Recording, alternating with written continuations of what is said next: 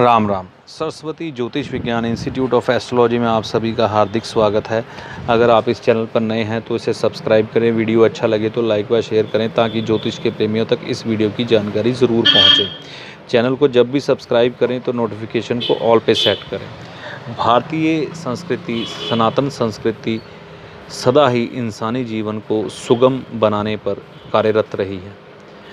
उसी एक क्षेत्र में कार्य किया गया धर्म के अनुसार कुछ चीज़ें हमारे रीति रिवाजों में, धर्म में ऐसी उतारी गई कि जो हम उपाय करते हुए अपना जीवन सुगम बना लेते थे। उन्हीं सब चीज़ों में एक चीज़ थी सूर्य को जल देना, सुबह के समय सूर्य को जल देना। तो ये चीज़ आज के समय में लुप्त हो चुकी है। हमारी युवा पीढ़ी ने इन सभी चीज़ों को धकियालूसी या वहम पैदा करने वाली या वैज्ञानिक बताकर त्याग दिया। कुछ समय की मार ऐसी पड़ी कि हम भी उन चीज़ों को अपने बच्चों को ट्रांसफ़र नहीं कर पाए तर्कशील तरीके से या वैज्ञानिक ढंग से। तो आज के समय में बहुत सारे लोग इन चीज़ों पर रिसर्च कर रहे हैं। बहुत अच्छे अच्छे लोग जो कि अच्छा ज्ञान रखते हैं ज्योतिष का, इस क्षेत्र में आ रहे हैं और बहुत अच्छी चीज़ें समाज को बता रहे हैं।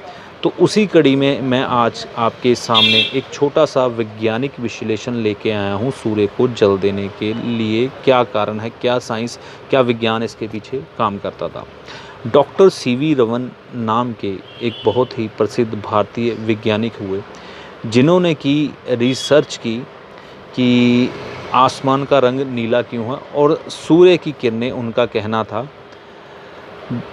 जिसके कारण उनको नोबेल पुरस्कार मिला और भारत रत्न भी मिला। उनका कहना था कि सूर्य की किरणें जब भी किसी पारदर्शी ठोस चीज़ से, लिक्विड चीज़ से या किसी धुएं से, स्मोक से होकर गुजरती हैं सूर्य की किरणें, तो वो अपने व्यवहार में परिवर्तन कर लेती हैं। यानी कि उनकी जो तासीर है वो बदल जाती है, उनका जो नेचर है वो बदल जाता है। इसी के आधार पर उन्होंने सूर्य की किरणें जब पानी पर पड़ती थी तो उसके कारण ही आसमान का रंग नीला हो जाता था। ये वैज्ञानिक रिसर्च करके दी थी जिससे कि उनको नोबेल पुरस्कार और भारत रत्न मिला था।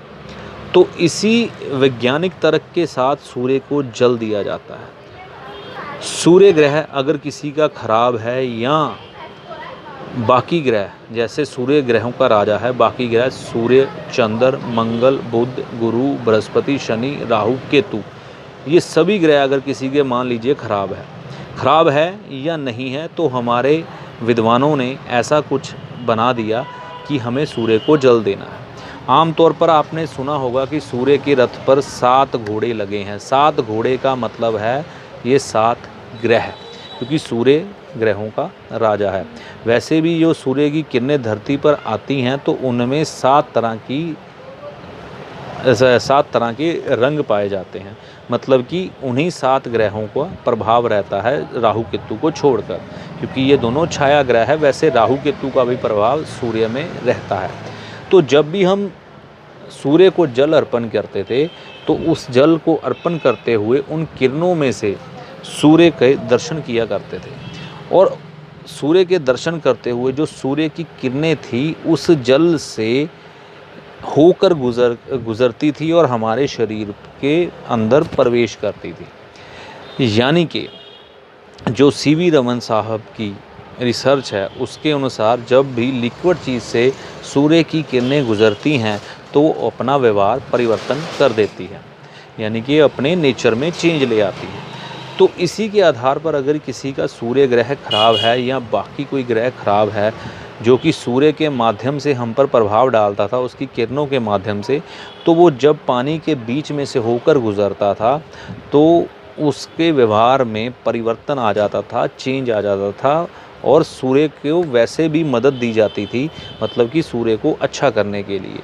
तो ये विज्ञान यहाँ तक उन्नत हो चुका था हमारी भारतीय सभ्यता में, सनातन सभ्यता में, सनातन साइंस में, जो कि छोटे छोटे उपाय हमारी दिनचर्या में मोतियों में जैसे माला गढ़ी जाती है वैसे गढ़ दिए गए थे और हमें पता भी नहीं लगता था और हम उपाय कर जाते थे। और यही चीज़ें हम अपने बच्चों में ट्रांसफ़र नहीं कर पाए और बच्चे इसको अवैज्ञानिक बताकर टाल देते हैं। तो ये विज्ञान की भाषा लोगों को ज़्यादा समझ आती है।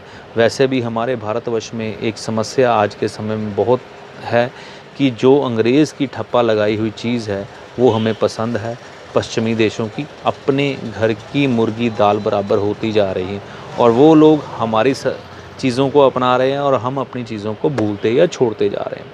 तो ये वैज्ञानिक ढंग से जो मैंने आपके सामने विश्लेषण रखा है, इसे अपनी तर्क की बुद्धि पर तोलिए और अपने बच्चों को ट्रांसफ़र कीजिए, जिससे कि आपके बच्चे उत्तम स्वास्थ्य पाएंगे, मान सम्मान पाएंगे, बुरे ग्रहों के दुष्प्रभाव से बच जाएंगे। ग्रहों का प्रभाव हमारे जीवन पर पड़ता ही है। सूर्य का ताप जैसे हमारे शरीर को जलाता है, ऐसे ही बाकी ग्रहों के प्रभाव भी हमारे शरीर पर पड़ते हैं और हमें जीवन में सुख दुख भोगने को मजबूर करते हैं। तो ये छोटे छोटे उपाय जो थे ये बिना कोई खर्च के थे, जिससे कि हमारे सभी ग्रह ठीक रहते थे। तो ये वैज्ञानिक तर्क आपको कैसा लगा, इसके बारे में कमेंट करके अपनी राय ज़रूर दें। वीडियो अच्छा लगा तो लाइक व शेयर करें ताकि लोगों तक इस वीडियो की जानकारी ज़रूर पहुँचे।